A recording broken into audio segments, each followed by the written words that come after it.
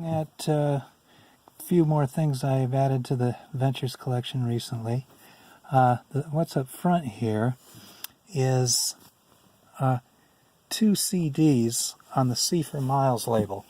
And by the middle of the 90s, we saw many of the Ventures LPs, pretty much all the celebrated LPs from the 60s into the early 70s being released by 3 different labels in particular. I'm talking about labels that would release pretty much the entire collection of the Ventures into the early 70s. That's a lot of albums. They were putting them on twofers, and you see 2 albums on 1 CD on each of these. And this was the English label called C for Miles that put these out. Now, I didn't buy these in the 90s. I got these recently. These are the Play Guitar with the Ventures, and I didn't buy them in the 90s because I liked the one-way version, which had the complete collection of the Play Guitar series, whereas C for Miles only put, well, they just missed one album. They put 4 of the albums out, and then there was one more called Volume 7. 1, 2, 3, 4, and then 5 and 6 were devoted to Chet Atkins and Jimmy Bryant, and I have another video all about that, a little more detail about that anyway. These I found recently for cheap enough. For some reason, some people try to charge $90 or $100, ridiculous prices. But if you look around, you'll find them. I think I got this one for $8 or $9, and this one was a little more, but it's sealed. And I'm not opening it because, as I say, well, the other thing I didn't like that C for Miles did was they have a little note how they had to abridge these albums a little bit. It says something here, it exceeded, the combined LPs would exceed the playing time on a CD, so they had to cut a little bit of the introductory part, I guess is what they talk about. Anyway, these were pretty cool though when they came out as part of the, if you wanted the complete Ventures CDs, LPs on CD, these some people like the C for Miles version, so they would buy this one. And it had a little card in it. It says, please send me. The booklet does not have what the LP had on the Play Guitar series. The LP had instructions on how to play, and it was kind of a tablature type of system on a guitar neck. It's not the traditional guitar tab, but anyway, it was a system that some people use to success, and were able to learn how to play guitar by buying these Play Guitar with the Ventures. And as I mentioned, the first one in the series hit the top 100, and that's never been heard of with an instructional album. And I'm talking the Billboard charts. Thank you for purchasing this volume. Now to complete the experience, they invite you to send them a couple of bucks, I don't know what it was, to get it probably says here, yeah, send £5 to England with some shipping cost as well, in order to get the booklet that goes with these. And the booklet wasn't around very long. I don't know if they had a problem with the rights on it or what. I have it back here. I have some other printed material I'm going to show later, but here it is. This was the booklet, and I guess they put even Volume 7, even though I don't know that Volume 7's on here. I was just saying it wasn't. Let's see, this has 13 tracks. This has 35 tracks, so maybe they did sneak, maybe they were able to sneak one of the other albums in, and they do have them all over the 2 CDs, but again, abridged because they had to cut out some introductory stuff. Anyway, so this was a nice book. I found it at the Pasadena City College swap meet. The guy had a bunch of them, and so I just, well, okay, I'll buy it. I didn't even have the CDs, but I did have the one-way version, which I'll show. I don't know if I can get to it in this video, but we'll see. The 90s, again, a great time to collect Ventures because their entire catalog was back in print, a catalog of the celebrated albums. The 80s was not as good a time because, they started off great, but they released one album in the early 80s and an EP that had a good song called Blue Dawn and one I like called Spindrift on it. I've talked about that other EP. Let me get this one out of the way here. And then I'll look at some other stuff I recently purchased. But the 90s was a really good time for collecting ventures. Again, everything was back in print. This is a sealed copy of just a wonderful album called Where the Action Is. And as I've done in a few videos, I'm going to unseal it and hope to find a nice advertising sleeve inside. These are, again, little kind of a time capsule.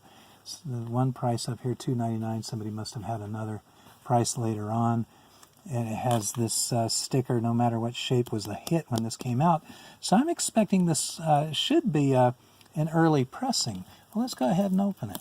There we go. And there it is, the advertising sleeve that I love. And they've got the Telstar, there's some chipmunks on here. Fabulous Ventures.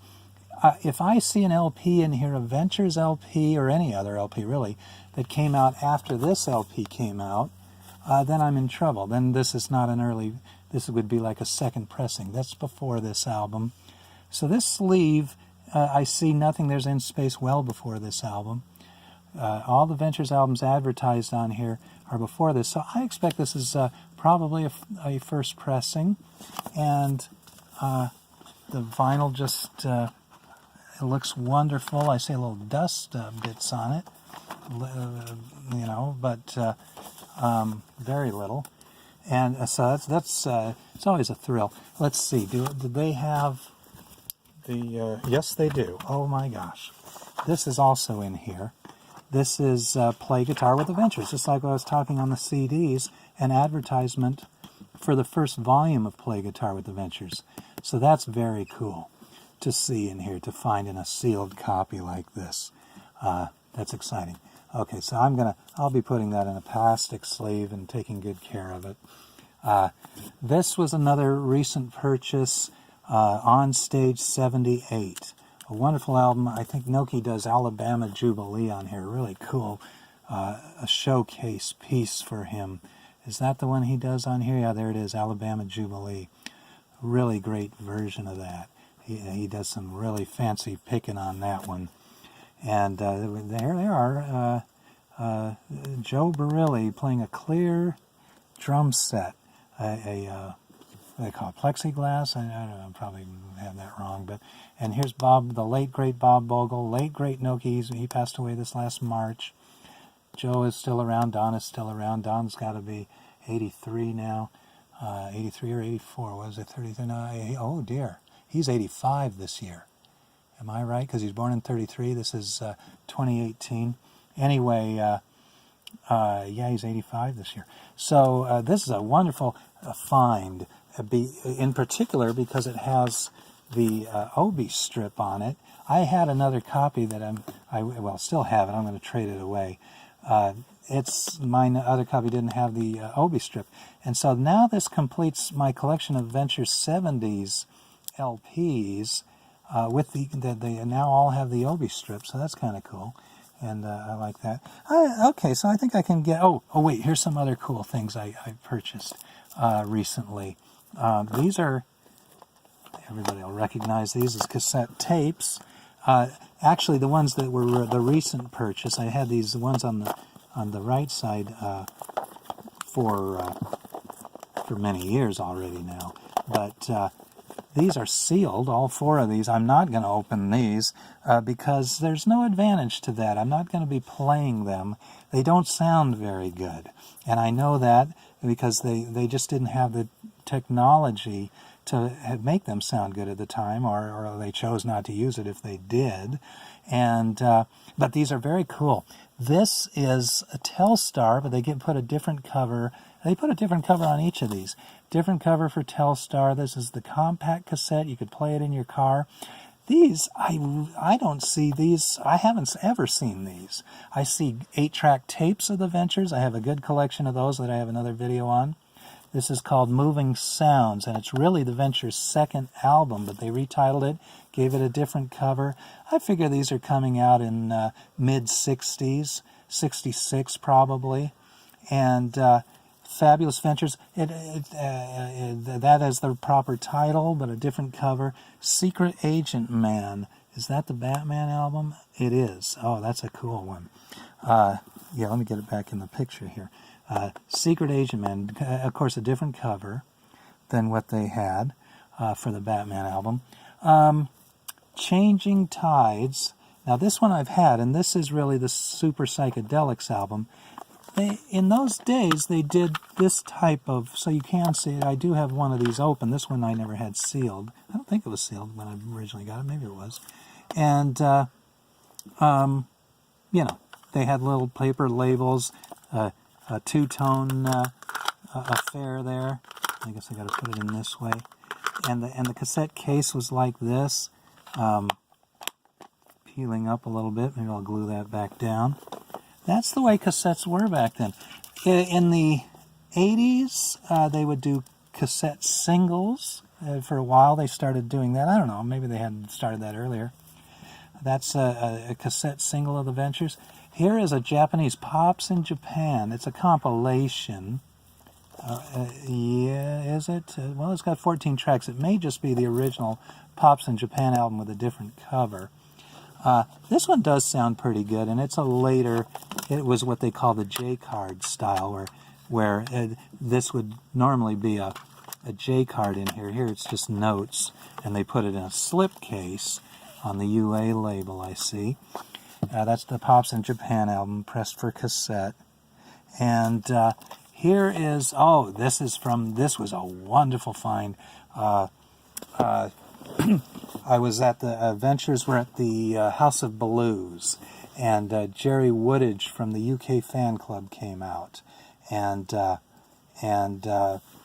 Tom Long, who's he's kind of a record dealer in the area, and he came along with Jerry, and he had Jerry's cassettes. I guess he had Jerry bring some, and so he was able to sell this rarities cassette from the official international club in Oxford, England, it looks like. Grove Wantage, Oxon is what it says. England, okay. I don't know my English townships. But official international club. They were also calling it the Ventures Resurgence. Well, here it is, Resurgence tape number 4. I didn't have any of the other Resurgence tapes, but this one I was particularly excited about because they had access to some wonderful rarities. Now, those rarities, I think, have made it to the Ventures in the Vaults collections. Yeah, they have. But some of these may not have. Here's one called Palahatchee Joe. Christian Wilde wrote it. Instrumental. Harlem Nocturne, a rockin' version. That is on one of the Vaults, Ventures in the Vaults CDs out of the UK on the Ace label. But this Seattle in the Rain, I don't know what that is. Take 15, I don't remember that one. I have since burnt these to a CDR so I can listen to them without wearing down the tape. But Popcorn, oh, that was a great tune, great hit. Hot Butter, I think, was the name of the group, or obviously a studio group, I'm sure it was. So this was kind of a nice. I was quite excited to get this guy, and yeah. Now there's a J card, example of a J card, and so that's all the cassettes of the Ventures I have. I have quite a collection of Ventures reel-to-reel tapes that one of these days I'll make a video of. And the 90s, as I say, was a great time to collect the Ventures. One Way Records was the other label that was putting out Ventures CDs, and they had this catalog that came out around 1996, and it said, well, we're going to put out twofers of the Ventures, and they coming in 1997, they had a set of titles available. These ones were new releases on the One Way label, And some people say, oh, I like the C for Miles better. C for Miles is clearly, they boosted the high EQ on there when they took the tapes, and they do a pretty good job indeed. I do like the C for Miles CDs, twofers, and I have the collection of those. But the One Way didn't do that. And where One Way really excelled was on this one Batman album that I've talked about in the other CD video. That well, I'll pull it up here since I'm mobile here. I can do this to some degree. Maybe I can bring this up and show you. Okay, so this is the collection of the One Way CDs, and here's their version of Play Guitar with the Ventures, and they did it on 3 CDs, so they wouldn't have to abbreviate anything. But here, let's see, do I have it out here? I think I might have pulled it out. Here it is. Here's the C for Miles Batman. It also had TV themes on it. The sound quality is terrible on the Batman part.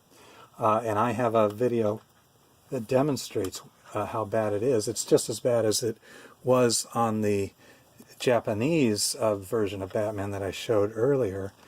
Here it is, the Japanese one. They used a damaged master tape, and you can tell it's muffled. It sounds like there's a blanket over your speakers.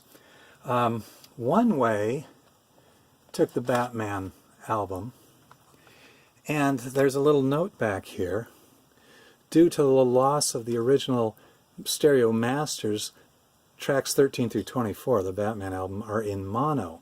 They chose to use, they were actually listening to the tapes saying, boy, these don't sound good.